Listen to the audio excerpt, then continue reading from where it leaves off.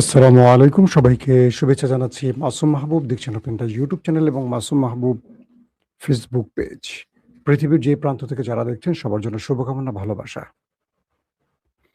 প্রিয় দর্শক, বেশ কিছু ব্রেকিং খবর আছে আজকে আপনাদের জন্য শুক্রবারে। বেশ কিছু আনন্দের খবর দিতে চাই, যে খবরগুলো পেলে হয়তো আপনাদের মন ভালো হয়ে যাবে। আপনারা শুনতে এবং দেখতে পাচ্ছেন আশা করি। দর্শক, যারা যেখান থেকে কমেন্ট করছেন আমি দেখতে পাচ্ছি। মাসুম ভাই, আপনি কেমন আছেন? আমি ইরানকে ভালোবাসি, গাজীপুর থেকে বিল্লাল। জি, ইরানকে ভালোবাসেন না? আমাকে বাসেন না? আমাকে একটু ভালোবাসবেন। শফিকুল ইসলাম মালদ্বীপ থেকে দেখছেন। মালদ্বীপ ভাই, মালদ্বীপ আসবো ইনশাআল্লাহ। চট্টগ্রাম থেকে কে দেখছেন? জি, মোহাম্মদ আহমদ নাকি নাম? দর্শক, প্রথম যে গুরুত্বপূর্ণ আমি আগে শিরোনামটা আপনাদেরকে এক নজর জানিয়ে রাখি। সেটা হলো, মধ্যপ্রাচ্য থেকে এবার আমেরিকা পালাতে শুরু করেছে ইরানের মার খেয়ে। তারা বিভিন্ন ঘাঁটি ছেড়ে পালাতে শুরু করেছে। অন্যদিকে আমেরিকা মিশরে আক্রান্ত হয়ে এটা বুঝতে পেরেছে যে ইরান আর এই অঞ্চলে তাকে থাকতে দেবে না। ৩ নাম্বার, গাজাতে কি বলে, গাজায় আবারও খসড়া শান্তি পরিকল্পনায় হামাস সম্মত হয়েছে এবং ইসরায়েলি বসতি স্থাপনকারীরা পশ্চিম তীরে আবারও হানা দিচ্ছে। পাশাপাশি কুয়েতে আজকেই ব্যাপক অ্যাটাক করেছে ইরানের বাহিনীগুলো। দর্শক, আমি আপনাদেরকে প্রথমে গাজা বিষয়ের সংবাদটি দিয়ে চলে যাব মূল খবরে। আহ, আপনারা জানেন যে আমেরিকা ইরানের লড়াইয়ের মধ্যে গাজায় থেমে থেমে হামলা চালাচ্ছে দখলদার বাহিনী এবং প্রতিদিনই কম বেশি সেখানে মানুষ মারা যাবার খবর পাচ্ছি। তো বলা হচ্ছে, গাজার শান্তি বোর্ড জানিয়েছে হামাস এমন একটি কর্ম পরিকল্পনায় সম্মত হয়েছে যার আওতায় পর্যায়ক্রমে হামাস নিরস্ত্রীকরণ করবে, মানে অস্ত্র নিরস্ত্রীকরণে তারা সাড়া দিয়েছে এবং একই সাথে গাজা থেকে ইসরায়েলি সেনা প্রত্যাহার করা হবে। হামাস প্রতিনিধি দলের একজন সদস্য আল জাজিরাকে জানিয়েছে যে এই চুক্তির বাস্তবায়ন নির্ভর করবে ইসরায়েলের চুক্তির অংশ বাস্তবায়নের উপর, যার মধ্যে গাজা থেকে তাদের বাহিনী প্রত্যাহারও অন্তর্ভুক্ত। হামাস আরও বলেছে যে ইসরায়েল নিরস্ত্রীকরণ চুক্তিতে অনুমোদন না দেয়া পর্যন্ত তারা কোনো পদক্ষেপ নেবে না। আগে ইসরায়েলকে এই অঞ্চল ছেড়ে যেতে হবে, গাজা। তারপর ক্রমান্বয়ে আস্তে আস্তে অস্ত্র জমা দেওয়ার কাজটি করবে হামাস। পাশাপাশি মার্কিন প্রেসিডেন্ট ডোনাল্ড ট্রাম্প চুক্তিটি ঘোষণা করার মাত্র কয়েক ঘন্টা পরেই উত্তর গাজায় ইসরায়েলি বিমান হামলায় ফিলিস্তিনিরা আহত হয়েছেন। যখন ডোনাল্ড ট্রাম্প এই চুক্তিটি ঘোষণা করছেন, ঠিক তখনই আবার দেখা যাচ্ছে উত্তর গাজা ইসরায়েলি বাহিনী আবারও হামলা চালিয়েছে। তো গাজা রোডম্যাপের দ্বিতীয় পর্বের প্রতিপালন নিশ্চিত করতে মিশর মধ্যস্থতাকারী হিসেবে যুক্তরাষ্ট্র, কাতার ও তুরস্ককে নিয়ে একটি শীর্ষ সম্মেলনের আয়োজন করবে শীঘ্রই, এমনটি জানানো হয়েছে।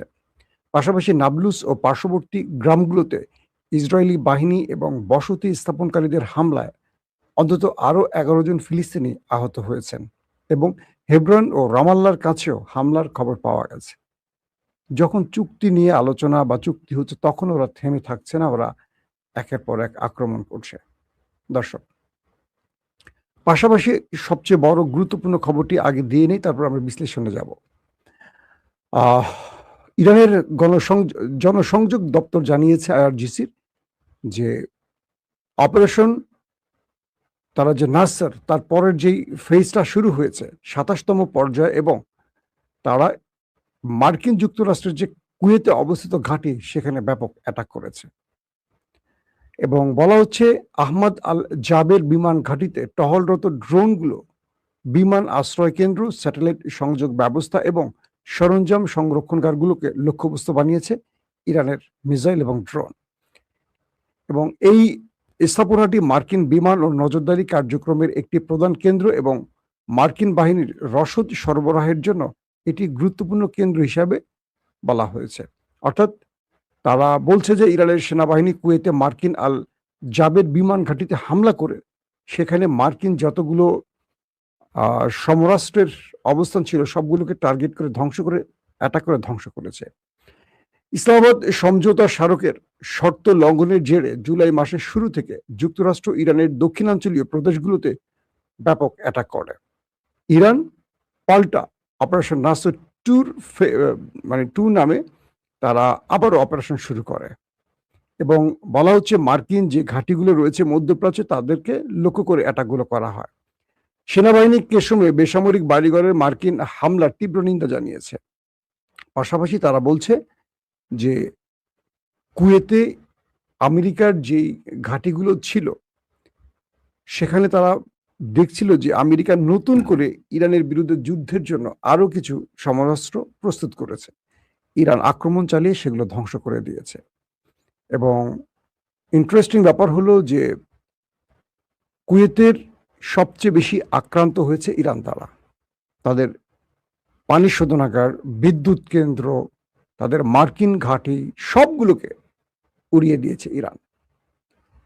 আল জাজিরা বলছে শুক্রবার ইরান ঘোষণা করছে যে তারা কুয়েতের আহমদ আল জাবের বিমান ঘাঁটিতে মার্কিন সামরিক স্থাপনা লক্ষ্য করে হামলা চালিয়েছে এবং এই হামলাকে আগের দিন মার্কিন হামলার প্রতিশোধ হিসেবে বর্ণনা করছেন ইরান।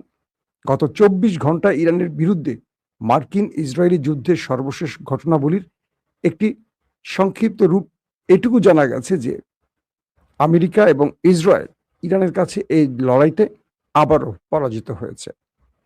দর্শক, ইরানের সেনাবাহিনী জানিয়েছে তাদের বাহিনী ড্রোন হামলায় কুয়েতের আহমদ আল জাবের ঘাঁটি ধ্বংস করেছে। কৌশলগত মার্কিন সামরিক স্থাপনা লক্ষ্য করে হামলা চালিয়েছে এবং সেটাকে নির্মূল করে দিয়েছে। আধা সামরিক সংস্থা তাসনিম নিউজ জানিয়েছে তারা ড্রোন ব্যবহার করে হ্যাঙ্গার, স্যাটেলাইট যোগাযোগ ব্যবস্থা এবং সামরিক সরঞ্জাম অর্থাৎ যেখানে মিসাইল স্টোরেজ সেগুলোকে ধ্বংস করেছে। এবং এক প্রকার এইটুকু বোঝা গেছে যে ইরান তার প্রতিটি জবাব আমেরিকার চেয়ে একটু বাড়িয়ে দিচ্ছে, মানে আমেরিকা যা করছে ইরান তার চেয়ে একটু বেশি করার চেষ্টা করছে। দর্শক, মার্কিন যুক্তরাষ্ট্রের সবচেয়ে গুরুত্বপূর্ণ যুদ্ধ বিমানের নাম হলো F-35 স্টিলথ প্রযুক্তি। আপনারা জানেন যে F-35 কেনার জন্য তুরস্ক আমেরিকার সাথে বেশ দিন দরবার করছে। তো সেই F-35 জর্ডানে একটি হ্যাঙ্গারে রাখা ছিল। বলা হচ্ছে যে আমেরিকা ইরানের সাথে যুদ্ধবিরতি ঘটিয়ে নতুন করে প্রতিটি বেজে আবারও অস্ত্র আনার চেষ্টা করছিল। তাদের যেই সিস্টেমগুলো ইরান ধ্বংস করেছে, radar system, Patriot third system, প্রচুর সেনা হতাহত হয়েছে, সেখানে নতুন করে রিপ্লেস করা হচ্ছে সেনা। তো আমেরিকা কৌশলে পাকিস্তান এবং কাতারের মাধ্যমে ইরানকে প্রস্তাব দিয়ে 10-15 দিনের জন্য একটা প্ল্যান করেছিল যে এই সময়টা তারা যুদ্ধবিরতি ঘটিয়ে প্রতিটা সামরিক বেজে তারা আবার সংস্কার চালিয়ে ইরানের বিরুদ্ধে যুদ্ধ করবে। হঠাৎ করে ইরানের কাছে ইন্টেলিজেন্স তথ্য আসে যে জর্দানে বেশ কয়েকটা F-35 এসে জড়ো হয়েছে এবং এরা রিফুয়েলিং করে যে কোনো সময় ইরানে অ্যাটাক করবে। ইরান এই তথ্যটি পেয়ে অগ্রিম জর্দানে মার্কিন ঘাঁটিতে সারপ্রাইজ অ্যাটাক করে এবং বলা হচ্ছে একসঙ্গে, ইরানের পক্ষ থেকে বলা হয়েছে একসঙ্গে তারা 3টি F-35 ধ্বংস করে দিয়েছে। এটা এ পর্যন্ত যুদ্ধে ফেব্রুয়ারির 28 তারিখ থেকে আজ পর্যন্ত যুদ্ধের সবচেয়ে বড় সারপ্রাইজ দিয়েছে আমেরিকাকে ইরান। ইরান বলছে আমরা 3টা F-35 ধ্বংস করেছি। শুধু 3টা নয়, সেইখানে থাকা হ্যাঙ্গারে আরো বেশ কয়েকটাকে আমরা ক্ষতিগ্রস্ত করেছি। মানে কোনোটা 40% ধ্বংস, কোনোটা 30% ধ্বংস, কোনোটা 70% ধ্বংস, অর্থাৎ সেগুলোকে ব্যাপক ক্ষতির মুখে ফেলছে বা সেগুলো ধ্বংস করছে। এবং সেখানে থাকা যে সামরিক বাহিনীর সদস্যরা ছিল এবং এই যুদ্ধ বিমানগুলোকে মেনটেনেন্স করছিলেন যেসব কর্মকর্তারা, তারা প্রাণ হারিয়েছে। এরপর আমেরিকা পাল্টা আবার অ্যাটাক চালায় ইরানের উপর। চালানোর পরপর ইরান আবার পাল্টা কুয়েতে আজকে ম্যাসিভ আকারে অ্যাটাক করে। এখন পর্যন্ত যে খবর পেয়েছি, কুয়েতেও প্রচুর ক্ষয়ক্ষতির মুখে পড়েছে আমেরিকা এবং তাদের সেনারা। ইতিমধ্যে মিশরে মার্কিন তেলের গ্যাসের ট্যাঙ্কারে অ্যাটাক হয়েছে এবং আপনারা জানেন যে মধ্যপ্রাচ্যের কোনো দেশকে বাদ রাখেনি ইরান অ্যাটাক থেকে, সবগুলো কেন্দ্রে অ্যাটাক করেছে। ইরান তার স্যাটেলাইট ইমেজে এমন একটি ছবি প্রদর্শন করেছে যেটা দেখলে আপনাদের মাথা নষ্ট হয়ে যাবে। ইরান বলছে যে আরব আমিরাতের সবচেয়ে বড় যে মার্কিন ঘাঁটি, সেখান থেকে সকল মার্কিন বিমান, তাদের স্যাটেলাইট তথ্য কেন্দ্র, তাদের আকাশ প্রতিরক্ষা সিস্টেম, তাদের যুদ্ধের হেডকোয়ার্টার সব সরিয়ে নেওয়া হয়েছে আরব আমিরাতের ওই মার্কিন ঘাঁটি থেকে। কয়েকটা ঘাঁটির অন্যতম যে ঘাঁটি, সেখানে আমেরিকা তার পুরো সদস্যদের আধুনিক প্রযুক্তি যা যা আছে সব সরিয়ে ফেলেছে। এবার ইরান দেখাচ্ছিল যে 5 দিন আগের দৃশ্য এটি, 5 দিন পরের দৃশ্য এটি। অর্থাৎ 5 দিন আগে এখানে 5টির মতো যুদ্ধ বিমান দেখা গেছে, 5 দিন পরে আর কিচ্ছু নেই, ফাঁকা করে ফেলছে আমেরিকা। এটা হলো আরব আমিরাত। মধ্যপ্রাচ্যের সবচেয়ে বড় যে ঘাঁটি আল উদেদ, যেটা কাতারে অবস্থিত, সেই কাতারের আল উদেইদও ইরান ব্যাপক অ্যাটাক চালাবার পর একই তথ্যে ইরান বলছে যে আল উদেদ থেকেও মার্কিন সকল সিস্টেম সেনাবাহিনীরা পালিয়ে গেছে, সেখানে তারা নেই। অর্থাৎ ইরান যে লক্ষ্যে এগুচ্ছে সেই লক্ষ্যটা এখন বাস্তবায়ন হচ্ছে। কাতারের আল উদেদ থেকে তাদের যুদ্ধ বিমানগুলো সরিয়ে ফেলা হয়েছে। তাদের যেই সংখ্যা প্রায় 13,500-র মতো সেনাবাহিনী ছিল, তারাও সেখান থেকে পালিয়ে গেছে। একে একে আমেরিকা মধ্যপ্রাচ্য খালি করে পালাতে শুরু করেছে। জর্দানের বেস থেকেও পালিয়েছে তারা। এখন জর্দান, বাহরাইনের 5ম নৌ ঘাঁটি থেকেও অনেক সদস্য পালিয়ে গেছে, অনেক জিনিস সরিয়ে ফেলা হয়েছে। তার মানে মধ্যপ্রাচ্য থেকে আস্তে আস্তে ইরান পালাতে শুরু করেছে। মূলত ইরান এখন আসলে যে গেমটি করছে, এটা ট্রাম্প হতাশ হয়ে গেছেন। কালকে নেভাল অফিসে সাংবাদিকরা ট্রাম্পকে প্রশ্ন করেন, মধ্যপ্রাচ্যে আপনার বিজয়ের সম্ভাবনা কতটুকু? ট্রাম্পের চোখে মুখে আতঙ্কের ছাপ। ট্রাম্প বুঝতে পারেননি যে ইরান আমেরিকাকে এতটা সারপ্রাইজ দেবে। প্রথম যে যুদ্ধটা শুরু করেছিল ইসরায়েলের প্ররোচনায় আমেরিকা, 40 দিনের যুদ্ধ শেষে আমেরিকা বুঝতে পেরেছিল যে তারা এখানে পরাজিত হয়েছে। কিন্তু আবারও আমেরিকার ইসরায়েলপন্থী সেনা সদস্যরা এবং ইসরায়েলের চাপে পড়ে তিনি আবারও যুদ্ধে নেমেছিলেন, সিজফায়ার ভঙ্গ করে, অর্থাৎ ইসলামাবাদ চুক্তি ভঙ্গ করে। তখন তিনি ভিন্ন প্ল্যানে এগোবেন ভেবেছিলেন, কিন্তু ইরান আমেরিকার প্রত্যেকটি চাল অগ্রিম বুঝে তাকে ওভারট্রাম্প করছে। ধরেন, আমেরিকা বারবার বলছে ইরান আমাদের কাছে আসছে, একটা আলোচনা করতে চায়, সিজফায়ার চায়, কিন্তু আমরা কি দেখলাম? এটা পুরো মিথ্যা। কিভাবে মিথ্যা প্রমাণ হলো? আমেরিকার যুদ্ধ বন্ধ করলো কখন? যখন আমেরিকার গণমাধ্যমগুলো বলছে যে আমেরিকার অস্ত্রে টান পড়ে গেছে, প্রচুর সেনা হতাহত হয়েছে, সেখানে সেনাদের রিপ্লেস করা হচ্ছে, বাইরের থেকে ইউরোপ থেকে আনা হচ্ছে, প্রচুর অস্ত্র ইউরোপের ঘাঁটি থেকে আবার মধ্যপ্রাচ্যে আনা হচ্ছে। কারণ কি? তাহলে মধ্যপ্রাচ্যের অস্ত্রগুলো কোথায়? তার মানে ধ্বংস হয়ে গেছে, এটা কনফার্ম। তো আমেরিকা বলছে ইরান যদি আলোচনার টেবিল থেকে উঠে যায় তাদের বড় মাসুল দিতে হবে। আর কি করলো ইরান? কি করলো? ইরান নিজেই সারপ্রাইজ অ্যাটাক করলো, অর্থাৎ কোনো আক্রমণ ছাড়া ইরান নিজেই জর্দানে আক্রমণ করে F-35 গুলো উড়িয়ে দিল। কুয়েতকে এত ম্যাসিভ আকারে অ্যাটাক করলো যে কুয়েত এক প্রকার এখন কি বলবো যে ধোলাই খেলার মতো হয়ে গেছে। কুয়েত থেকেও আমেরিকার সেনারা পালাতে শুরু করছে। কুয়েত সরকার বুঝতে পারছে যে ইরানের সাথে পাঙ্গা নিয়ে তারা কি ভুল করছে। অন্যদিকে সৌদি আরব ইরাকে অ্যাটাক চালিয়ে ইরানের বেশ কয়েকজনকে হত্যা করে চারদিক থেকে এখন আক্রমণের শিকার হচ্ছে সৌদি আরব।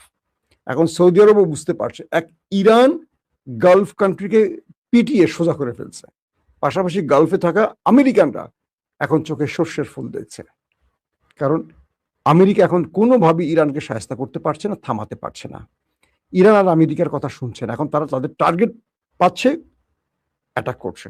সিআই সদস্যরা, মার্কিন গোয়েন্দা সংস্থার সদস্যরা বিভিন্ন জায়গায় আত্মগোপনে আছে, সেখানে ড্রোন গিয়ে হিট করে তাদেরকে উড়িয়ে দিয়ে আসতেছে। আমেরিকা বলছে, পেন্টাগন বলছে যে আমাদের যুদ্ধ বিমানগুলোর মানে যে কোডে বা যে সিস্টেমে আমরা গোপন গোপন জায়গায় রাখছি, ইরান এই তথ্য পাইলো কোথায়? এই তথ্য ইরানের কাছে আসলো কোথায়? আমরা কখন কোত্থেকে কোন ইউরোপের ঘাঁটি থেকে গোপনে আমাদের যুদ্ধ বিমানগুলো এনে জমা করছি, ডিটেল তথ্য ইরানের কাছে পৌঁছচ্ছে কি করে? এবং ইরান নিখুঁতভাবে অ্যাটাক করছে এবং এই অ্যাটাকগুলো তারা ইন্টারসেপ্ট করতে পারছে না। অর্থাৎ আমেরিকা তার প্রতিরক্ষা ব্যবস্থার এত দুর্গতি, ইরানের মিসাইল এবং ড্রোনগুলোকে তারা ইন্টারসেপ্ট করতে পারছে না। ইরান তার ঘরে বসে একটা ড্রোনকে বা একটা মিসাইলকে নেভিগেশন অন করে, জিপিএস অন করে যেই টার্গেট বলে দিচ্ছে সেই টার্গেটে হিট করে ধ্বংস করে চলে আসছে। পৃথিবীর সবচেয়ে বড় প্রযুক্তির, উন্নত প্রযুক্তির মালিক আমেরিকা এখন ইরানের কাছে পরাজয় ছাড়া কিছু দেখতে পাচ্ছে না। উল্টো মধ্যপ্রাচ্যের ঘাঁটি ছেড়ে এখন তারা পালাতে শুরু করেছে। তার মানে কি বুঝতে পারছেন? আরবরা বুঝতে পেরেছে যে ইরানের সাথে আমেরিকা পারছে না। আরবরা বুঝে গেছে। এখন আমেরিকা নিজেই পালানো শুরু করছে আরবদেরকে ছেড়ে, যে আরবদেরকে রক্ষার নামে আমেরিকা এসে পেট্রো ডলারগুলো পকেটে নিয়ে বাড়ি চলে যেত। আজকে আরবরা দেখলো এটা। আবার দেখবেন আরবরা এখন ইরানের কাছে এসে বলবে আমরা চুক্তি করতে চাই। সৌদি আরব তার বিশ্বাসঘাতকতা শাস্তি পাচ্ছে। তার তেলকূপগুলোকে একটার পর একটা জ্বালিয়ে দিয়েছে হুতি এবং ইসলামিক রেজিস্ট্যান্স। কেমন লাগে এখন? তুমি ইরানের সাথে মানে আলোচনা করছো, চুক্তি করতে চাও, আবার আমেরিকার সাথে সম্মিলিত হয়ে অ্যাটাক করছো। তুমি হুতিদের উপর বা ইয়েমেনে অ্যাটাক করছো। তুমি পারলে ইরানের সাথে পাঙ্গা নাও। তোমার আব্বা আমেরিকায় তো পাঙ্গা নিয়ে এখন পালানোর চেষ্টা করছে। ইরান বলছে যারা বিশ্বাসঘাতক তাদের শাস্তি হবে। ইরান কাউকে ছাড়বে না, এবং ইরান এটাও বলে দিয়েছে আমেরিকার সাথে তার আলোচনা নয়। আলোচনা কোনোভাবেই আমেরিকার সাথে তারা এগিয়ে নেবে না। কারণ আমেরিকা বারবারই বিশ্বাসঘাতকতা করছে। এই অবস্থায় এখন আমেরিকা নতুন করে আলোচনা শুরু করতে পারছে না। আলোচনা টেবিলে আছে কিন্তু শুরু করতে পারছে না। আলোচনা ইরান তাদেরকে আর বিশ্বাস করছে না। কারণ আমেরিকা যা বলে তা করে না, আর যা করে তা বলে না। প্রত্যেকে ভালো থাকবেন। আল্লাহ হাফেজ।